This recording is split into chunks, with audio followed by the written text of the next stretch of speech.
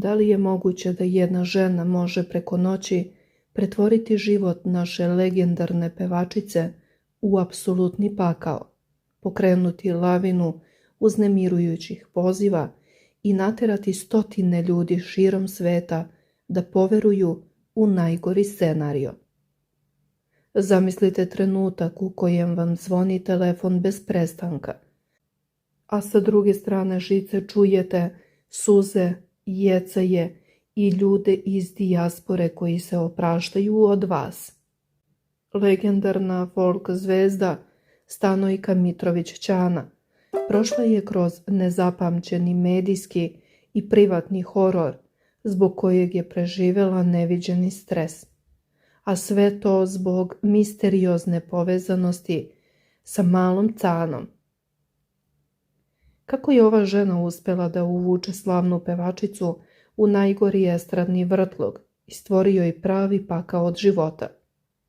Kako se dramatična istina krije iza ove vesti koje su podigle celu dijasporu na noge i kakvu ulogu u ovoj zamršenoj priči ima prerana i tužna smrt muzičke legende Andrije Bajića.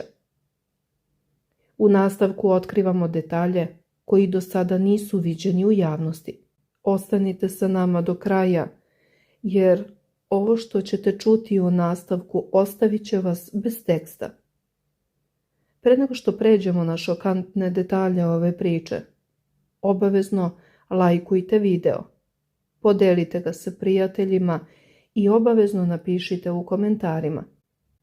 Da li i vi mislite da je mala Cana zaista zaslužila ovakav pakao koji joj priređuju? Kako komentarišete ponašanje Andrijinih ćerki i kako biste vi reagovali da ste na mestu naše poznate pevačice Ćane?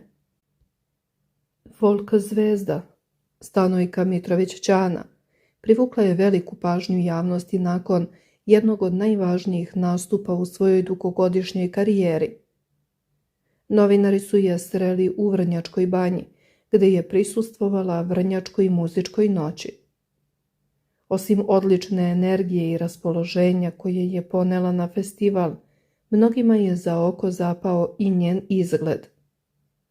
Ćana je nedavno napravila veliku transformaciju i otkrila da je uspela da smrša čak 15 kilograma, što je dodatno istaklo njenu novu energiju i samopouzdanje.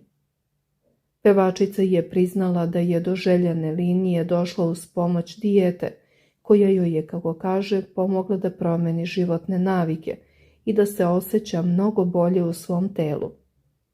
Njena promjena izazvala je brojne pozitivne komentare, a mnogi su primetili da danas izgleda svežije, zadovoljnije i odmornije. Ćana je tokom druženja u Vrnjačkoj banji pokazala da i dalje zrači posebnom harizmom i vedrinom po kojoj je publika prepoznaje. Nakon velikog koncerta na Tašmajdanu, gde je napravila pravi spektakl, pevačica nije krila zadovoljstvo zbog uspeha koji je ostvarila. Osjećaj je bio kao da smo svi bili jedna velika familija na tom koncertu, kao da smo svi došli na jedno veliko veselje. Stvarno moram svima da se zahvalim. Na pitanje da li je ispratila dešavanja na estradi i tužnu priču male Cane, rekla je: znam. Ne znam šta bih rekla. Možda je malo previše. Andrija je bio sjajan lik i čovjek koji je svakako zaslužio poštovanje. Ja sam jedan od pevača koji je uradio njegovu pesmu Nad izvorom vrba se nadnela, pošto je Ljuba Kešelj meni ponudio da uradim jedan album na kome su sevdalinke. Tu se nalazila i ta pesma i njemu je bilo mnogo drago kada ga je Ljuba pitao. Rekao je da će mu biti čast i zadovoljstvo da ja to otpevam. Saučešće njegovoj porodici i svima koji su ožalošćeni. Život je takav da niko nije večan. On je stvarno doživeo lepe godine, iako ne žalimo godine, već žalimo čoveka. Sahranjujemo drage ljude, a ne godine. rekla je Ćana. Ipak centralna tema koja je izazvala najveću pažnju i dramu u javnosti jeste neverovatna zabuna koja se mesecima provlačila kroz medije. Naime, kako se navodi u novinskim tekstovima i na portalima, često se potkradala ozbiljna greška gde je umjesto imena Mala Cana greškom bivalo napisano Mala Ćana, bez prepoznatljivog mekog suglasnika, ili se jednostavno slovo Ć gubilo u brzim novinskim objavama. Ćana je do detalja objasnila kako je ovaj naizgled sitan profesionalni propust novinara napravio pravi pakao u njenom privatnom i poslovnom životu. Kako mediji prenose njene reči pre otprilike godinu dana, ili tačnije 7 do 8 meseci, pevačica Mala Cana imala je ozbiljan srčani problem. Međutim, zbog brzine izveštavanja i sličnosti u imenima, pojedini mediji su objavili dramatičnu vest sa naslovom u kojom je stajalo da je zapravo popularna pevačica Ćana doživjela moždani udar. Ta vest se brzinom svetlosti proširila društvenim mrežama i portalima, izazvavši opštu paniku među ljudima koji prate njen rad.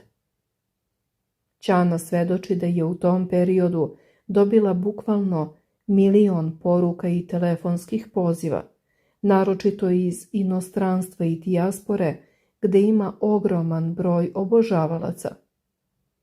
Ljudi su u panici i strahu zvali njenu porodicu i nju direktno, duboko uvereni da se pevačica bori za život nakon teškog moždanog udara.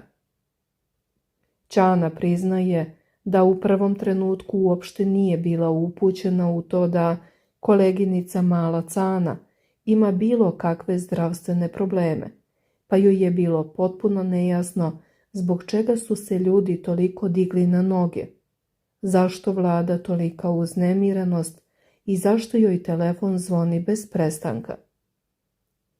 Tek nakon što ju je pozvao jedan od kolega sa estrade i detaljno joj objasnio o čemu se radi, shvatila je da je reč o nesrećnoj zabuni i zameni identiteta. Pevačica je objasnila da mediji i publika često prave greške, jer pojedinci čak ni njoj samoj ne napišu pravilno umetničko ime sa slovom Ć, već potpisuju sa C, što dodatno komplikuje situaciju i stvara prostor za ovakve dezinformacije. Ona je dodala da Mala Cana inače nije toliko medijski aktivna niti prisutna na javnoj sceni kao ona, već da je godinama radila u jednom udruženju, te misli da i dalje tamo radi. Ćana je otkrila da je poznaje upravo iz njenih dolazaka u to udruženje gde ih je viđala zajedno. Naglasila je da su se uvek kulturno i srdačno pozdravljale kada god bi se srele. Mediji prenose da je ova situacija pokazala koliko nedostatak samo jedne crtice na slovu u naslovima može da izazove ozbiljne posljedice, uznemiri javnost i nanese stres porodici i prijateljima javnih ličnosti koji u trenu pomisle na najgori scenario. Ćana je svojim otvorenim istupom želela da stavi tačku na sve spekulacije, razjasni zabunu jednom za svagda i umiri svoje verne obožavaoce širom sveta, potvrđujući da je njeno zdravstveno stanje odlično, što potvrđuju i njeni posljednji uspešni nastupi i neverovatna fizička transformacija koju je postigla. Kada se pogleda šira slika, ova naizgled bezazlena zabuna samo je vrh ledenog brega u drami koja potresa domaću javnost već nedeljama. Dok je Ćana na Tašmajdanu slavila svoj povratak i transformaciju, prava Mala Cana prolazila je kroz pakao. Naime, pevačica Mala Cana, udovica legendarnog Andrije Bajića, našla se u centru medijskog cirkusa nakon njegove smrti 7. jula u 89. godini života. Ono što je usledilo bio je pravi horor za pevačicu, kako na privatnom, tako i na poslovnom planu. Prema izveštajima pojedinih medija, mala Cana se suočila sa fizičkim napadom i jezivim pretnjama od strane Andrijinih ćerki iz prethodnog braka. Pevačica je za medije ispričala potresne detalje, tvrdeći da je doživela batine i da su joj upućene pretnje da će učiniti sve da je rastave od njenog supruga dok je on još bio živ. Čula sam se sa njegovim ćerkama nakon incidenta, otkrila je mala Cana, dodajući da je Andriji krila sve što se dešava kako ga ne bi stresirala dok se bori za život u bolnici. Ova situacija dodatno je produbila jaz između udovice i pokojnikovih kćeri, pretvarajući porodičnu tragediju u javni skandal. Da stvar bude gora, mala Cana se u istom periodu borila i sa ozbiljnim zdravstvenim problemima. Pre nekoliko godina pevačica je zbog misterioznih promjena na koži završila na Vojno-medicinskoj akademiji na ispitivanju. Kako je tada ispričala, sve je počelo kao obična ogrebotina koja se proširila, a lekari u Vršcu i Pančevu nisu mogli da joj pomognu. U početku je to bila samo ogrebotina na koži, ali se kasnije proširilo. Mnogi su mislili da je reč o alergiji, ali još uvek nije potvrđeno šta je tačno izaziva, izjavila je tada. Dodatno, početkom 2025. godine, mala Cana je ponovo završila u bolnici na infuziji, moleći javnost za razumevanje. Strašno mi je tužno da ljudi misle da se vadim na bolest i izmišljam kako sam bolesna, a danima sam na infuziji. Nikom ne bih poželjela, napisala je tada u emotivnoj objavi. Usred svih ovih životnih oluja, mala Cana je uspela da izdejstvuje da njen suprug Andrija Bajić bude sahranjen u aleji zaslužnih građana na Novom groblju u Beogradu. Lično sam se zahvalila predsjedniku i svima koji su mi pomogli. Borila sam se jako i kada su mi ponestale snage i kada sam vidjela da gubim, htjela sam da ga ispratim dostojanstveno, rekla je Cana kroz suze. Na sahrani koja je zakazana za četvrtak, podršku će joj pružati kolega Nikola Bjelogrlić, koji se ne odvaja ni danas od nje. On je stalno sa mnom. Nikola je veliki naš prijatelj i dosta mi pomaže oko svega, jer ja ne mogu da pohvatam sve. Ne znam Beograd, ispričala je ona otkrivajući i da joj je zdravlje narušeno do te mere da ne sme da vozi automobil. Pored finansijskih i porodičnih sukoba u javnost su isplivali i detalji o veritbi male Cane i Andrije Bajića, koji su izazvali polemiku. Naime, pevačica je ispričala da ju je Andrija zaprosio u kući Predraga Živkovića Tozovca na intimnom okupljanju, međutim, njena koleginica Ljupka Stević demantovala je ove navode, tvrdeći da se veritba dogodila na splavu, u Zemunu, uz glasnu muziku i mnogo gostiju. To nije bilo u kući, kao što je mala Cana rekla, nego na splavu u Zemunu. Naš prijatelj, ugledni doktor, često je organizovao druženje za ljude bliske muzici. U jednom trenutku samo je niotkud iskočio prsten. Izjavila je Ljupka dodajući da je to bilo javno mesto. Ništa privatno, ni intimno jer je normalno radio restoran. Iako je mala Cana možda pomešala detalje, jasno je da je taj trenutak za nju bio emotivno izuzetno značaj. Ona je istakla da ju je iznenadilo što je Andrija, koji nije voleo javne gestove, upravo na taj način odlučio da je zaprosi. Sa druge strane, bliski prijatelji pokojnog Andrije Bajića poput Slobodana Betulića Betule, žestoko su branili malu Canu od napada da je sa njim bila iskoristi. Betula je u više navrata naglasio da Cana, kada je upoznala Andriju, nije znala ništa o njegovoj imovini i da ga je čuvala kao malo vode na dlanu. Prema njegovim rečima, Andrija je čak prešao da živi kod nje, u devojački bunar, a njena briga i ljubav su mu produžili život. Betula je apelovao na javnost da prestane da nagađa o porodičnim odnosima i da se umjesto toga fokusira na bogato umetničko nasleđe koje je Andrija ostavio.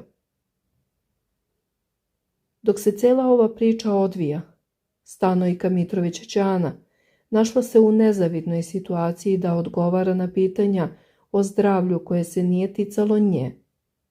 Milion poruka i poziva iz inostranstva, kako je sama rekla, svedoči o veličini zabune koju je izazvala jedna novinarska greška. Iako je Ćana sve ovo prihvatila sa dozom humora i razumevanja, jasno je da je situacija u kojoj je mala Cana se našla, nažalost, sve samo ne smešna. Od sukoba sa pokojnikovom decom, preko zdravstvenih problema, pa sve do medijskih optužbi i finansijskih nagađanja, mala Cana se suočila sa pravim paklom. Pitanje koje se postavlja jeste da li će se nakon sahrane i zvaničnog kraja ove tužne priče medijska pažnja konačno stišati ili nas očekuje nova poglavlja u ovoj drami koja potresaju javnost, ali i region. Jedno je sigurno, Ćana se nada da više nikada neće morati da objašnjava da nije ona ta koja je u centru skandala, dok mala Cana pokušava da pronađe mir posle svega. Obavezno lajkujte i podelite video kako bi što više ljudi iznelo svoje mišljenje na ovu nimalo bezazlenu situaciju i trenutno popularnu temu.